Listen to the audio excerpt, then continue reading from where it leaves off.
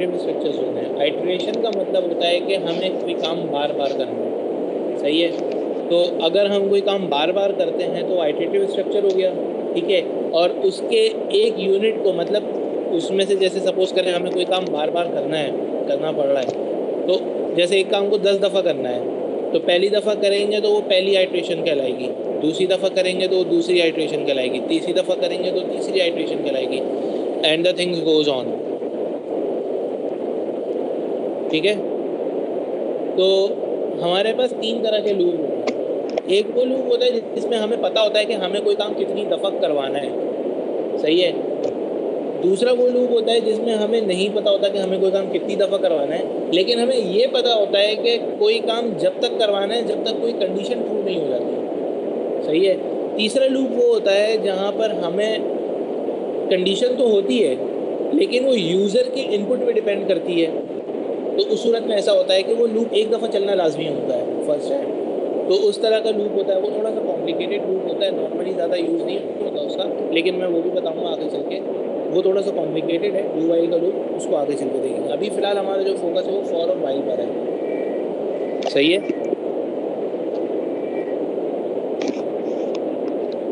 अच्छा, सबसे पहले हम देखेंगे फॉर का लूप। फॉर के लूप का सिंटेक्स क्या होता है?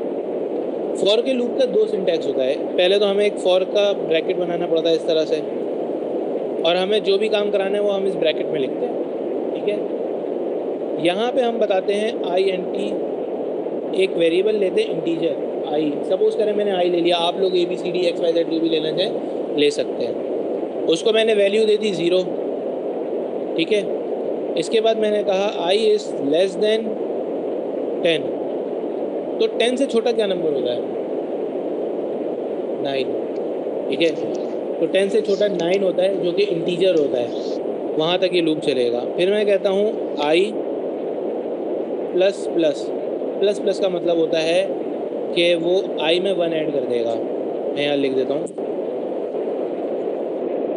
i प्लस प्लस का मतलब होता है कि i is equal to i plus 1, ठीक है। सिमिलरली अगर हमारे पास i माइनस माइनस होगा तो उसका मतलब होगा i is equal to i minus 1, सही है।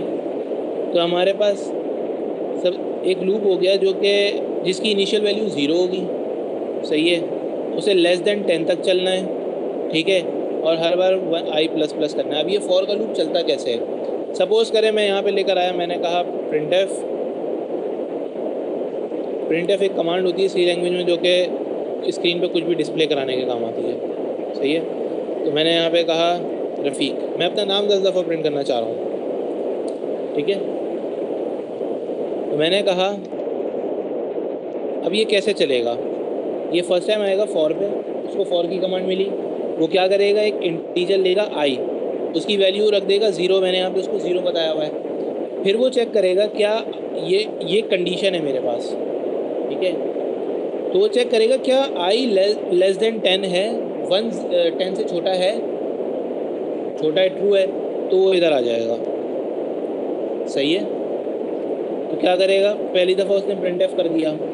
अब वो जब ये वाली ब्रैकेट चल जाएगी ना, तो उसके बाद वापस int i is equal to 0 में नहीं आएगा। वो अब की बार जब पहली दफ़ा चलता है तो वो int i से चलता है, लेकिन जब नेक्स्ट टाइम चलता है तो ऐसे घूम कर आता है और i प्लस प्लस पहले करेगा, अब राइट साइड से चलना शुरू करेगा।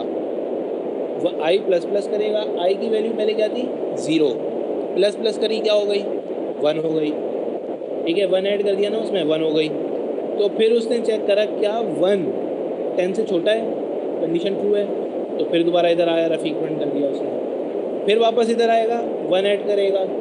इसी तरह ये चलते चलते क्या करेगा कि 8 तक आया, 8 तक आया, उसने चेक करा, i प्लस प्लस करा, 9 हो गया, कंडीशन चेक करी, ओके 9 ओके है, 10 से छोटा है, सही है। रफ़ीक प्रिंट करा, वापस आया।